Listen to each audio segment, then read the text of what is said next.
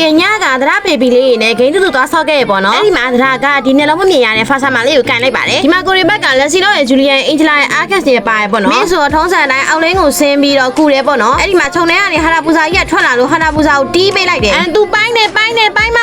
မစီအောင်သူစိတ်တိတ်ပိုင်းပြီးဆိုတော့ရော့အမှငှက်ပြန်ရင်ဒီနေရာမှာသရငှက်ပြန်ယူ free ရောက်ထပ်ကျွေးလိုက်တယ်ပေါ့နော်အဲ့ဒါဒီပွဲမှာတော့ဘာမှတိတ်ပြောစရာမရှိဘူးရာသီဥတုရတဲ့ရန်ဘူးနေချင်းလေးပဲဆိုပြရင်ကောင်းမလားဒါဆိုရာသီဥတုနဲ့လိုက်ဖက်ချင်းလေးတစ်ပုတ်ဆိုပြမယ်နော်အလွန်အေးရရာသီတန်အလွန်ချမ်းရရာသီတန်ကိုရီကောင်းမအင်ဂျလာလေတစ်စင်းမြင်တယ်ဘလို့တစ်စင်းမြင်တာလဲဆိုတာ तू ကရိုးတန်းပူးတာမဟုတ်ဘူးလုံငှက်ကြီး तू ကစီးရတယ်ငါ့ကိုပူးထားတဲ့ तू ငှက်စီးရတာပေါ့နော်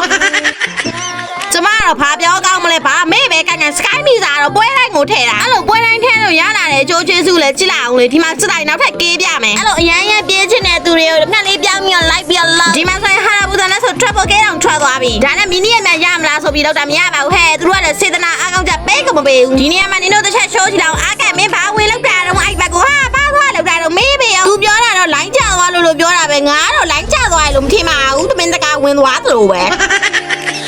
အောင်ဆုံးတော့တရားတို့ရဲ့ fan အသင်းလေးကပဲနိုင်ရရှိသွားရပေါ့နော်နိုင်ရရှိမှာပေါ့တရား fan လေးတွေကတအားချောတာလေရမ်းချောနေရောနိုင်တယ်ဒါနဲ့သူတို့ဆော့ကျင်နေဆိုရင်တော့တရားက lobby ID ကိုတစ်တော့မှချပေးပါတယ်ဘယ်ချိန်မှဆော့မယ်ဆိုတာကိုလည်းတစ်တော့မိုင်းလေးမှာတင်ပေးထားပါရယ်နော်ဒီဗီဒီယိုလေးကလောက်ပါပဲတရားတော့ sorry ခပါ sorry